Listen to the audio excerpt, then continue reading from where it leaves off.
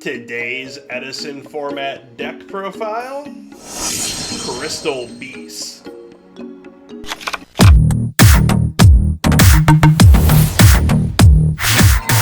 What's up, guys, and welcome back to the channel.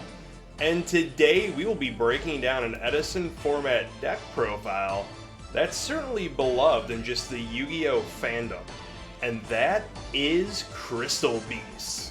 And of course, don't forget to smash that subscribe button if you want to be alerted for all future deck profiles. Alright guys, and starting off we have the probably the biggest, the most famous Crystal Beast of them all. We're going to have 3 copies of Crystal Beast Sapphire Pegasus. Now when he's summoned, you're going to be able to take a Crystal Beast monster from your hand, deck, or graveyard and place it face up in your spell or trap zone as a face up continuous spell. Now the nice thing about that is it's not a hard once per turn, so every time you're bringing one out, you can go ahead and do that. So you got 3 copies of Sapphire Pegasus, followed by 2 copies of Crystal Beast Topaz Tiger, and now when he attacks an opponent's monster, he gains 400 attack. So he's going to be a 2k beater real quick against your opponent's monsters. Moving on with our Crystal Beast, we're going to have 2 copies of Amethyst Cat. Now Amethyst Cat's going to be able to attack your opponent directly, but it's going to be half the damage. So not, as great, but still gives us an extra body for those Crystal Beasts that we need in our deck to have those face-up continuous spells for our boss monster. So moving on, we have our last Crystal Beast, which is going to be Ruby Carbuncle. So with Ruby Carbuncle, when it's special summoned, you're going to be able to special summon all of your Crystal Beasts that are in the spell or trap zone. So pretty solid there. Not only that, with all of our Crystal Beasts, when they're destroyed, instead of going to the graveyard, they're going to be sent to the spell or trap zone as continuous spells. So again, it's going to be feeding into our big boss monster that we have in the deck. I know you're thinking it's probably Haman, which is definitely a choice, but it's actually going to be something a little different. So moving on, before we get to that, we have 1 copy of Summoner Monk, just to help turbo out a little bit of our tuner engine, whatnot. Moving on, we're going to have a copy of Sangan. Since everything is going to be relatively under 1500 attack, we're going to be able to search out whatever we need. Next up, we're going to have one of the big 1-2 punches in the deck, which is going to be our Rescue Cat with X-Saber Air Bellum. Now with Rescue Cat, you're going to be able to send it to the graveyard. You can special summon up to 2 level 3 or lower beast type monsters from your deck. So you can search out your X-Saber Air Bellum, and you'll be able to search out Amethyst Cat if you'd like to as well. And I believe, Ruby Carbuncle is actually a fairy, so you won't be able to do Ruby Carbuncle, but you will be able to get out your Amethyst Cat. So you go into a quick level 6 for a synchro. So not too bad there. So moving on from the 1-2 punch, we're going to have our big boss monster of the deck. It's going to be Dragon Queen of Tragic Endings.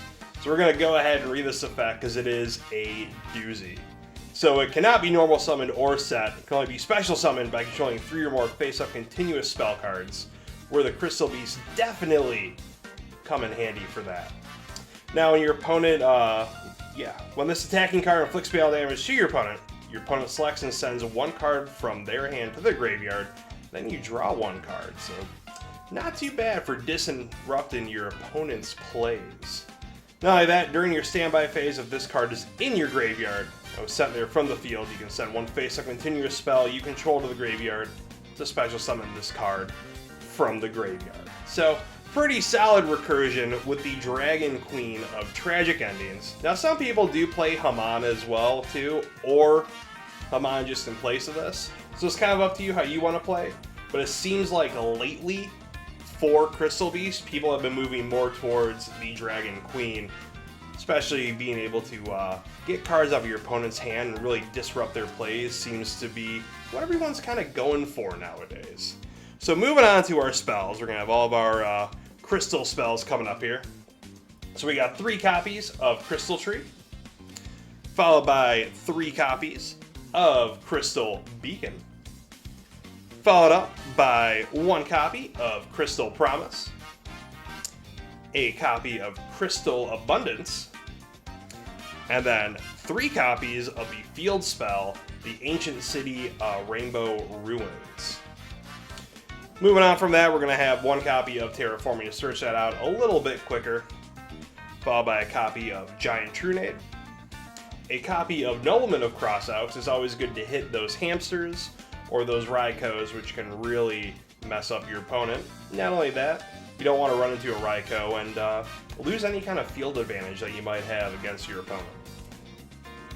Moving on, we got 2 copies of Book of Moon, followed by a copy of Mystical Space Typhoon, 2 copies of Gold Sarcophagus, 3 copies of Messenger of Peace, solid continuous spell, send to the graveyard for your dragon, and then 3 copies of Upstart Goblin to round out the spells. Now, for the traps, we only have 2. We have our Torrential Tribute, it's just always a good card, followed by our Treacherous Trap Hole. So because we're playing this, we can't really play too many traps, but it's alright, toss it in there. Now moving on to the extra deck, which is going to be super generic.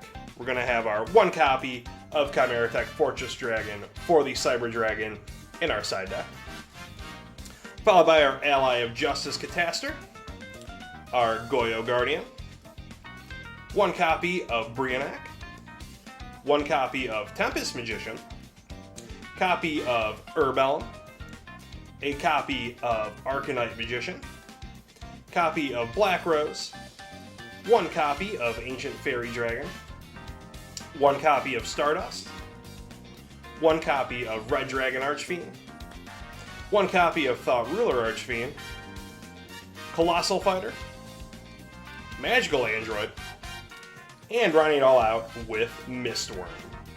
So there you have it, guys. That is the Edison format Crystal Beast deck profile. You know, it's definitely one that people tinker around with a little bit. It's definitely pretty fun as well too, especially being able to play such a iconic archetype from the Yu-Gi-Oh series. But of course, let me know down below what you would do differently. Would you play Haman over the Dragon Queen? Because I do think that the hand advantage with Dragon Queen is the best appeal to it, because obviously it doesn't have too high of attack. So, but you guys let me know down below. And of course, be sure to check out those links down below as well too. We'll see you guys on the next one. Goodbye and good night.